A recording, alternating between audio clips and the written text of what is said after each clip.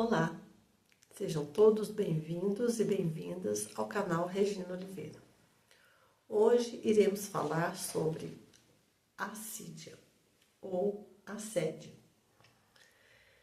A assédia é um termo usado para designar preguiça espiritual.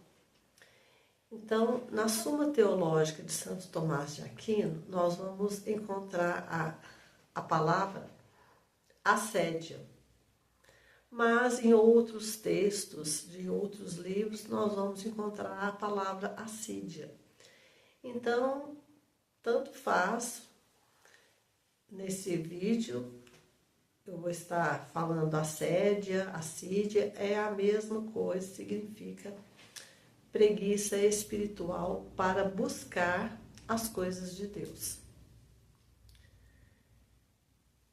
A assédia, ela é um pecado mortal, porque faz com que nossa busca seja direcionada para a felicidade das coisas do mundo. Então, o que acontece? Nós somos pessoas que temos uma alma e a nossa alma, ela anseia por Deus.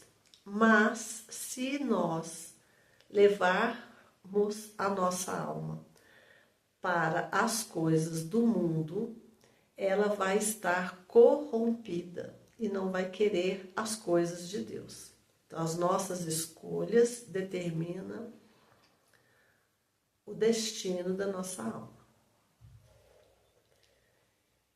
Então, a assédia é um pecado que faz com que a gente não goste e não busque as coisas de Deus.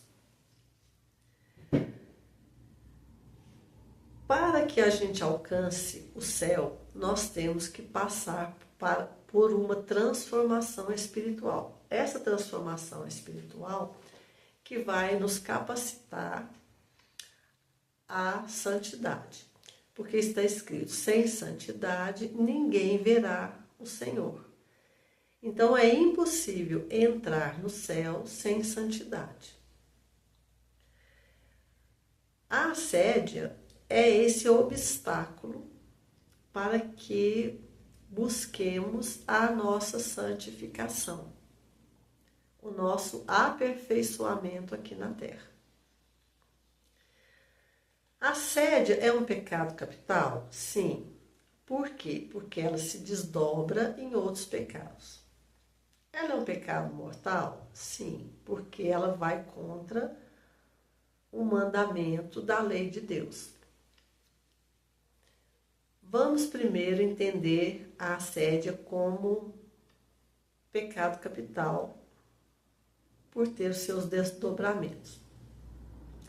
A assédia, ela vai levar a pessoa ao desespero, à pusilanimidade, o torpor em relação aos mandamentos de Deus, a malícia, ao rancor e a divagação da alma por coisas proibidas, que é o pecado. Então, como está invertido os valores, o que significa estar invertidos os valores? A nossa alma só encontra felicidade plena com a união a Deus. Quando unida a Deus, ela se torna plena e isso traz felicidade. Mas como estamos com a natureza caída, que é o nosso corpo que está com a natureza caída, a gente não vê isso como felicidade. A nossa tendência é ver isso como uma tristeza. Então, quando a gente olha para a vida dos santos, a gente admira a vida que eles levaram, devido às escolhas que eles fizeram. Eles escolheram Deus. Então, eles pagaram o preço para ter união com Deus. Então, muitos foram martirizados, outros ficaram reclusos, e a santidade de cada um vai ter o seu próprio caminho. Então, quando a gente olha isso dos santos, nós admiramos os santos pelos sacrifícios que eles fizeram para alcançar a santidade. Mas quando a gente se vê nessa situação de buscar a santidade, causa em nós um sentimento de tristeza e preguiça.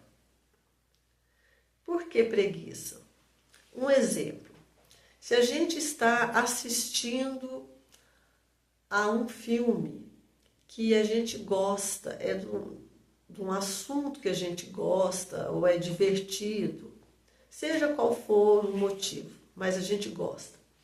Esse filme pode durar 2 horas, que a gente fica com a atenção no filme e não quer que nada interrompa a gente, porque a gente quer ver o final. Mas, quando se trata das coisas de Deus, a gente fica incomodado. Se a gente vai a uma missa e a missa demora mais um pouco do que o normal, muitos de nós vamos começar a ficar até inquietos no banco, porque já está demorando demais, passou do tempo já de acabar e não acaba. Isso começa a incomodar a pessoa. Isso é a reação do assidioso. É uma pessoa que não tem prazer, ela não fica feliz com as coisas de Deus. Esse é o pecado da assédia, ou assídio, não importa a pronúncia. É a preguiça de buscar as coisas de Deus, a preguiça de esperar, ouvir tudo que o sacerdote está dizendo, ou um vídeo. Se um vídeo que fala de Deus, das coisas de Deus, demora mais tempo, 1 hora, 1h30, fica cansativo para a pessoa, ela começa a ficar incomodada. Mas se é um outro assunto, ela se deleita naquilo. Então, quando a pessoa busca essa felicidade nas coisas do mundo e não de Deus, ela não encontra a felicidade plena. O que vai gerar no íntimo dela? Um desespero. Ela vai perder a esperança nas coisas de Deus.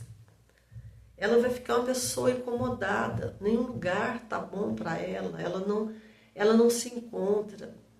Ela está num lugar, ela fica incomodada, ela vai em outro lugar, ela viaja, ela vai para outra cidade, ela muda de emprego, ela faz um monte de coisas, ela larga o casamento, ela está buscando coisas porque ela não se encontra. Então, esse desespero de não encontrar aquilo que te causa a felicidade verdadeira é justamente estar buscando a felicidade em lugares errados, porque nada nesse mundo, nada, absolutamente nada, é capaz de nos fazer feliz completamente. A gente pode ter algumas alegrias que a gente tem, mas a felicidade completa não está nesse caminho, está em Deus. A alma precisa de Deus. Outro desdobramento da assídia é a pusilanimidade. O que é isso? Significa que a pessoa, ela está, vamos dizer assim, acomodada com a alma dela no estado medíocre. Ela não almeja a santidade, ela não quer alcançar a santidade. Ela não quer buscar a perfeição da sua alma para estar um dia com Deus. Ela não busca esse movimento de perfeição, de aperfeiçoamento. Ela é medíocre, a alma dela está pequena. Ela não tem uma alma grande, grandiosa como a dos santos. E esse caminho não se faz pela soberba, se faz pela humildade. A humildade é que vai nos conduzir a desenvolver a santidade. Outra consequência, outro desdobramento da assídia será o torpor em relação aos mandamentos. A pessoa não quer saber. Quais mandamentos? Os 10 mandamentos de Deus, da lei de Deus, que são os maiores mandamentos. Nós seremos julgados pelos 10 mandamentos da lei de Deus. Então, esse torpor, ela não quer saber. Ela fica... Ela afasta. Ela pensa, não, eu não quero saber nada disso, das questões de pecado, de como que eu tenho que buscar. Não, eu não quero nem pensar nisso. Eu quero curtir a vida, eu quero viajar, conhecer novos lugares. Eu quero viver minha vida, sentindo minhas satisfações. Eu não quero ficar pensando em inferno, eu não quero ficar pensando em pecado. Eu não quero nada disso. Eu quero ter paz. Eu não quero ninguém me condenando pelas alegrias e as felicidades que eu tô tendo. É uma falsa felicidade. A pessoa sabe disso porque ela começa a ter os conflitos internos. A consciência dela fica, de certa forma, acusando. Mas ela não quer saber. Ela quer ficar na negação. Não quero saber. Isso é um torpor, que é um desdobramento da assídia, que é um pecado, além de capital, né? Nós já sabemos o conceito do pecado capital, é um pecado mortal, porque vai contra o mandamento da lei de Deus. Depois nós vamos falar sobre esse mandamento que ela está indo contra. Outro desdobramento da assídia é a malícia. A pessoa começa a desejar o pecado. Não, eu não quero as coisas de Deus, é muito difícil, dá trabalho, eu tenho preguiça de parar para ler a Bíblia, eu tenho preguiça, nossa, eu não entendo e não quero saber. Né? Porque se ela não entende a Bíblia, ela poderia entrar em vídeos do YouTube e procurar pregações para assistir. Tem muitos sacerdotes que têm canais no YouTube que estão ensinando a Bíblia. Mas a pessoa não quer. Ela não quer perder o tempo dela buscando por essas informações. Então ela começa a desejar o pecado, porque é mais fácil para ela buscar a alegria, a felicidade e, vamos dizer assim, um certo alívio para aliviar essa tensão na busca pelo pecado. Outro pecado que se desdobra por causa da assídia é o rancor. Como que é esse rancor? É a raiva daquelas pessoas que estão buscando esse caminho da santidade. As pessoas que estão buscando o caminho da santidade e do aperfeiçoamento da alma, essas pessoas, naturalmente, elas querem que as outras pessoas também busquem, porque elas querem ver essa pessoa salva. Então, o assidioso, ele não quer ser incomodado na vida pecaminosa que ele se encontra. Então, ele passa a ter um rancor, uma raiva daqueles que estão convidando ele para uma vida de santidade, para que ele saia daquela vida de pecados, aquela vida que vai levar ele para a perdição eterna, ou então para um purgatório que vai demorar muito tempo para tirar as manchas da alma, e ali ele vai sofrer, porque ali tem ranger de dentes, é muito sofrimento até no purgatório, mesmo sabendo que é transitório para entrar no céu. Mas mesmo assim, o sofrimento é terrível. E às vezes a pessoa vai passar ali 100 anos para tirar as manchas daquele pecado. Mas essa pessoa que em vida, ela acha ruim daqueles que estão buscando a santidade e aconselhando ela a buscar também. Então ela fica com uma raiva. E essa raiva leva até briga, discussão, ou falar mal da pessoa para as outras pessoas. Outro desdobramento da assídia é a divagação da alma por coisas proibidas, ou seja, o pecado em si. Ela quer o pecado, porque o pecado ele é prazeroso, só que ele é condenatório. Ele é prazeroso para quê? Para o corpo. O corpo caído, ele deseja o pecado porque o pecado dá prazer. Porque está trocado. O prazer verdadeiro, a felicidade, é a alma com Deus. Mas como está invertidos os valores, a pessoa acha que a felicidade está nos prazeres carnais. É isso que acontece no nosso interior. É essa luta, a luta do espírito contra a carne. Então, a assídia.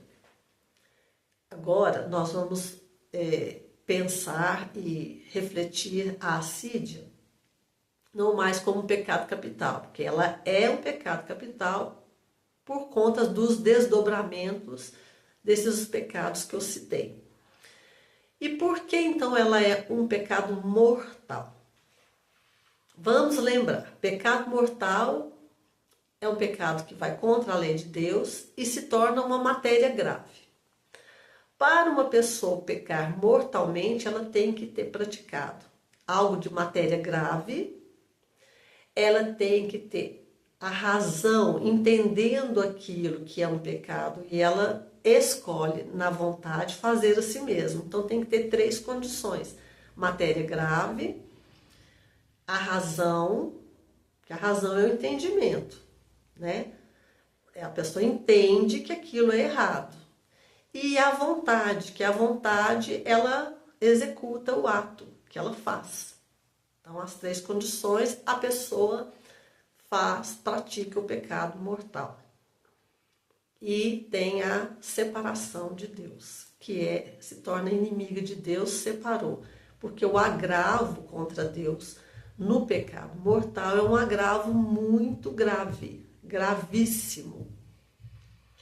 Então, para desagravar os pecados, que é feito contra Deus, tem que fazer a penitência, que tem todos os trâmites, que é a confissão e a penitência.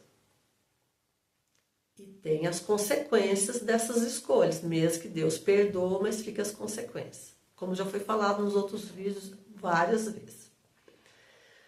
Então, Santo Tomás de Aquino, ele vai explicar na sua Suma Teológica que o pecado da assédia, ele trata como assédio. Nos outros textos que a gente vê a palavra assídia.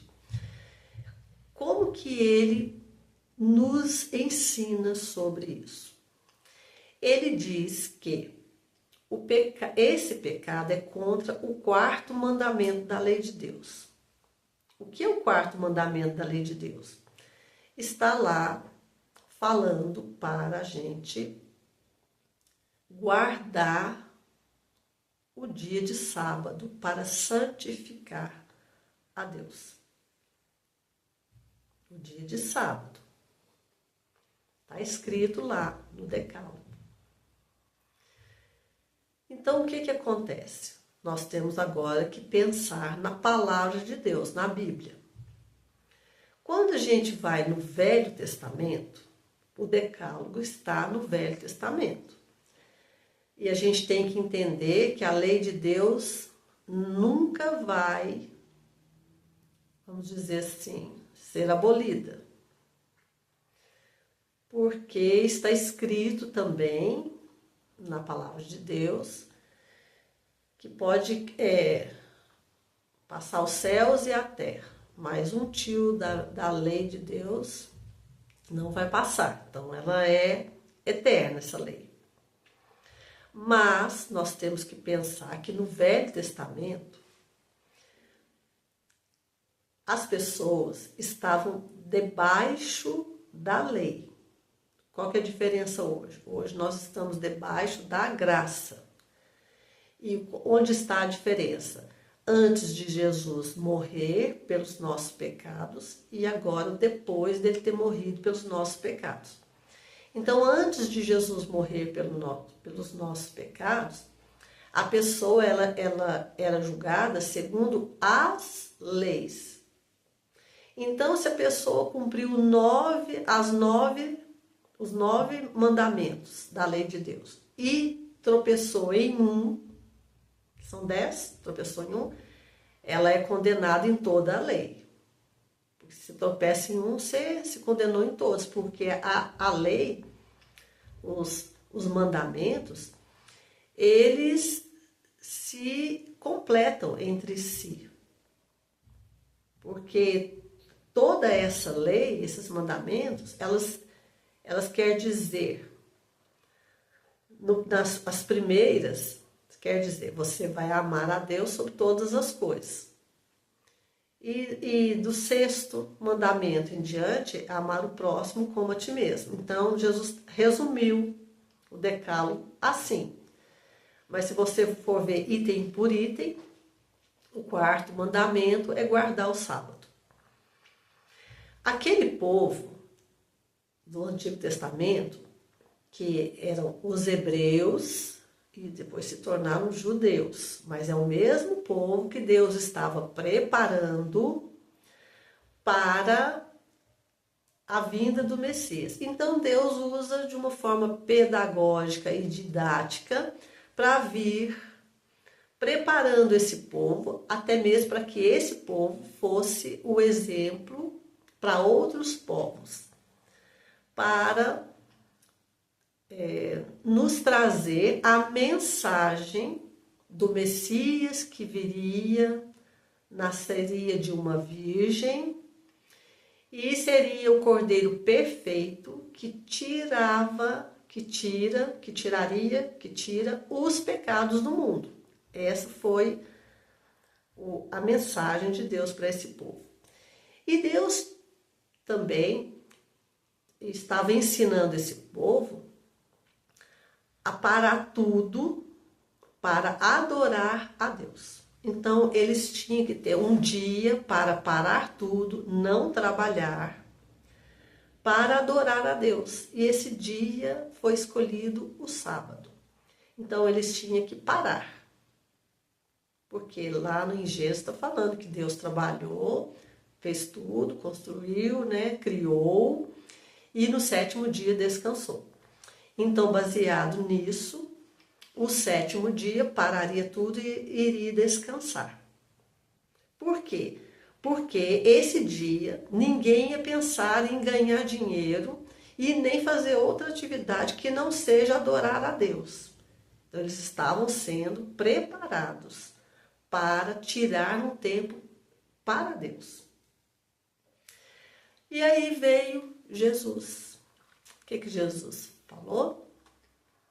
Ele ensinou e ele foi perseguido por curar no dia de sábado. E Jesus foi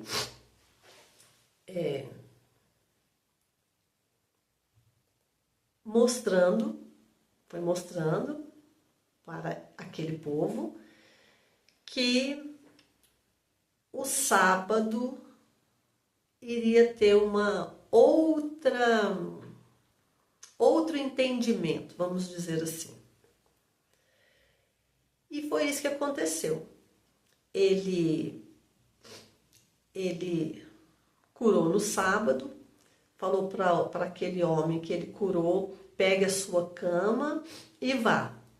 Então, não podia nem... O que é essa cama? Era tipo uma esteira, que a pessoa enrolava e carregava. Não podia carregar. nada, porque era sábado. Aí Jesus veio, curou e mostrou. A mulher também, que estava encurvada há muitos anos, ele curou no dia de sábado.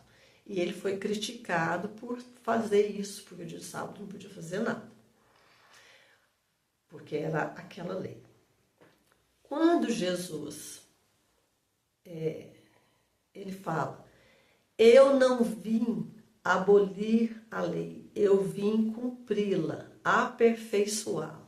O que quer dizer isso? Quer dizer que a partir da morte de Cristo na cruz, ele deu um outro significado para o Shabat, que é o descansar, o repousar em Deus. Então, você não vai mais tirar um dia para ficar adorando a Deus, você vai adorar a Deus o tempo todo. O tempo todo você está trabalhando e você vai estar orando. Porque Deus, Jesus, cumpriu nele a lei e não aboliu a lei. Ele a aperfeiçoou. Então a gente tem que entender, Jesus se deu 100%. Agora nós, em retribuição a esse amor, nos damos a ele 100%. Não apenas um dia na semana, todos os dias e o tempo todo. Então, São Bento, ele vai nos dizer o seguinte, tem uma frase, ora et labora, ora e trabalhe. Como que se dá isso? Se dá da seguinte forma, quando você vai fazer um trabalho braçal, um trabalho dentro de casa, um varrer a casa, um lavar as louças, lavar a roupa, esse trabalho que não exige a intelectualidade, enquanto você está executando esses trabalhos, você pode estar adorando a Deus. Como? Falando com Deus, agradecendo a Deus, conversando com Deus, batendo um papo com Deus enquanto você está fazendo o trabalho. Você está trabalhando e orando, como São Bento está nos dizendo para fazer, né? Se aplicado no mosteiro e aplicado também na nossa vida secular, que nós não estamos confinados numa instituição, porque não foi o nosso chamado, né? Mas a gente está aqui, a regra para nós é a mesma. E São Francisco de Sales, ele vai dizer o seguinte, quando a gente está executando um trabalho que é intelectual, que é um trabalho que exige a nossa atenção mental, não tem como a gente estar fazendo isso e orando ao mesmo tempo. Então ele fala para a gente parar diversas vezes e adorar a Deus. E depois continua o trabalho. Então é o tempo todo. Não é uma oração decorada. Nesse caso, não. Para combater a assídia, não é uma oração decorada. É uma oração da alma. A alma é que vai estar buscando a elevação para adorar a Deus. E como que se dá isso? Pode-se dizer, Senhor, obrigado por eu estar aqui fazendo essa tarefa, pela saúde que o Senhor está me concedendo, que eu possa executar essa tarefa. Ou, obrigado, Senhor, pela oportunidade de estar na sua presença. Obrigado, Senhor, pelo sacrifício que o Senhor fez por mim. É esse tipo de oração que eleva a alma. Isso é uma oração de louvor e agradecimento a Deus, onde você não pede nada, você apenas louva a Deus e agradece. Essas atitudes faz com que a gente comece a combater o pecado da assídia. Voltando lá no 4º mandamento, algumas pessoas que não tiveram esse entendimento, que a gente hoje está debaixo da graça e não mais da lei, eles tendem a falar que a Igreja Católica é que mudou isso. Ela foi lá nos 10 mandamentos de Deus e mudou o 4º mandamento para a guarda do domingo. Não é verdade. Essa mudança, ela se deu de uma forma, vamos dizer assim, gradual. A igreja primitiva, que é a igreja da época dos apóstolos, então a gente tem que pensar o seguinte: naquela época não existia a igreja católica, era uma igreja primitiva que estava se organizando. E os apóstolos é que estavam coordenando isso, pregando a palavra de Jesus, né, pela conversão, para que estivesse ali os fundamentos do cristianismo, que até então era judaísmo, né? Muitos dos judeus se converteram ao cristianismo, outros não se converteram, ficaram escolhendo as leis, a lei, debaixo da lei. Mas esses que se converteram, porque os apóstolos todos eram judeus, né? Teve alguns gregos também, mas os que Jesus escolheu eram judeus. Esses apóstolos, eles foram disseminando esta mensagem de Jesus, da morte e ressurreição de Cristo. E o apóstolo Paulo, ele, nos Atos dos Apóstolos, a gente encontra essa fala do apóstolo Paulo dizendo para que os cristãos se reunissem aos domingos para a partilha do pão, tanto da partilha da palavra, como o pão, como o da fazer a ceia do Senhor no domingo. Também o dia de Pentecostes também foi num domingo. E Jesus, depois que ele ressuscitou, ele apareceu para os apóstolos num domingo.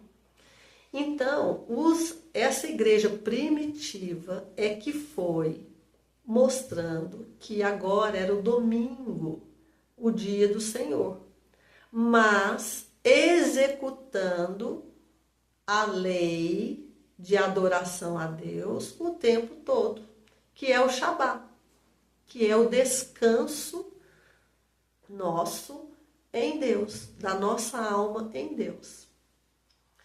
Então isso é bom que fique claro para que a gente entenda que através disso, da igreja primitiva, ao longo do tempo, foi surgindo dela a igreja católica, por isso que ela é apostólica, porque ela veio dos apóstolos. Então a gente tem que entender que não houve nada de errado nessa transição, que a lei não foi abolida, tanto é que ela foi aperfeiçoada, né? Voltando ao pecado da assídia, o que vai combater, então, esse pecado é a nossa conversão. A nossa conversão vai significar que nós vamos ficar felizes quando alguém nos chamar para a missa.